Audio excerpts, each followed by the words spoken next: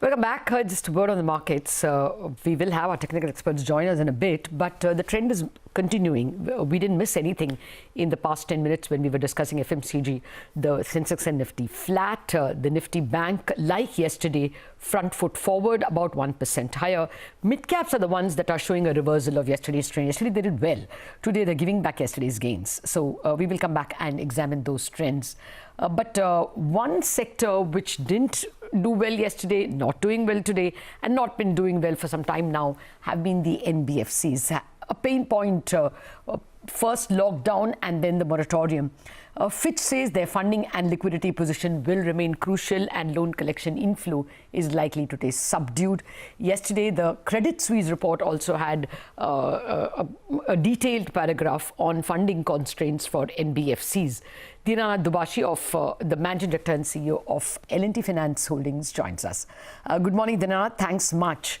What is the sense? Is this partial credit guarantee scheme of the government likely to bridge the ALM mismatch which has been thrown into the NBFC lap because of moratorium?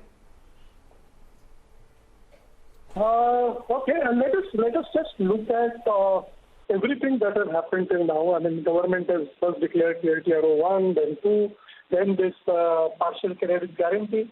I believe government is continuously doing something to help NBFCs, and the effect is, I would say, partial. It's not like every NBFC is getting the money. It's not like nobody is getting the money. It's quite mixed. I would also just take it, when we keep talking about this liquidity constraint, let us take a few things in perspective. On 27th of March, RBI government declared that there will be moratorium, and thus decreeing almost that April cash inflows will be way lower than what was planned within 4 days of the announcement. Even then, most NBFCs coped. In fact, all of them coped. None of them really defaulted, big, small, nobody.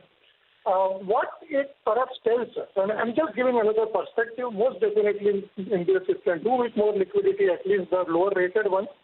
But one we should look at it a little different way is after the fiascos of last year, the couple of the 2-3 defaults which happened last year within NBFCs, I think the sector has learned its lesson. The sector has, emerged perhaps stronger in a way, definitely more, I would say, more cleverer, and keeping the liquidity, keeping positive ALM, so that to manage the situation.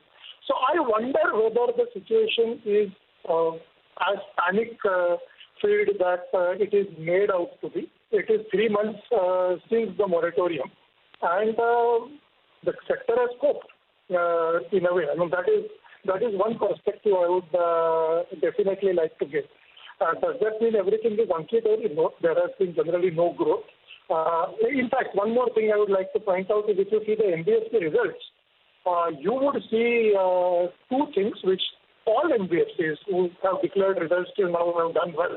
Not only us, but all our AAA rated peers, is we have kept liquidity, fairly high levels, enhanced levels of liquidity on balance sheet, and each one of us have made enhanced amount of provision. And at this stage of the economy, I mean, I would believe there are 3 very different phases. First is survival today, for the economy as such. Second is recovery, and third is growth. And when we are in the first phase of, all the problems, unprecedented problems that we are facing, the 2 right things that the sector is doing is keeping liquidity and building provision. I would look at it that way, and I would look at it that this sector of financial institutions, which is often, top down, actually has coped pretty well. Okay, pretty well. We've got very different numbers from Credit Suisse, and these are again industry numbers, not 1 or 2 people. Around 2.5 trillion of NBFC debt, they say, have already been downgraded to ratings at a point where banks will find it difficult to refinance. obviously, the recently downgraded NBFCs, they go on to say, require 22,000 crore of bond repayment, which are due over the next 12 months. And that is the category banks are finding it difficult to refinance. They are also pointing out that, in the past 12 months, the sources that were available, like ECB and mutual funds, both of them are running scared. So, therefore, my point, Dinanath, where will the money come from if you're not AAA? Okay, that's a good question.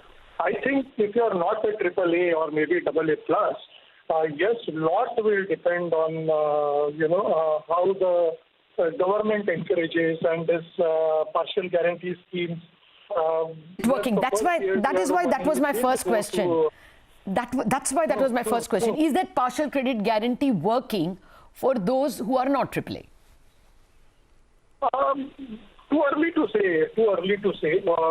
At this point of time, one would say, who knows the future, right? I mean, we as in Indians or global citizens, perhaps are as unsure of the future as ever. I mean, I am past 50 and I have not seen 30 years of experience. I have not seen anything like this before.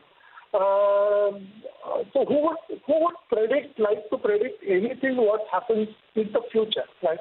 What we have to only hope is whatever measures the government has taken, not only for the sector but generally speaking, for SME, agriculture, industry, everything. This is not the full stop. I think the trick really is to see, acknowledge what you are saying is situation is unsure, especially for the lower rated NBFCs or lower rated corporates or SMEs or anybody who absolutely not at the top, and situation is really unsure, and each one of us must acknowledge that, must have the humility to understand that we cannot predict the future and be ready for either thing to happen, right? I mean, keep your fortresses absolutely strong and fortified to deal with anything. Mr. Dubhashi, and at the same time, be ready if the growth comes. Sorry. Absolutely.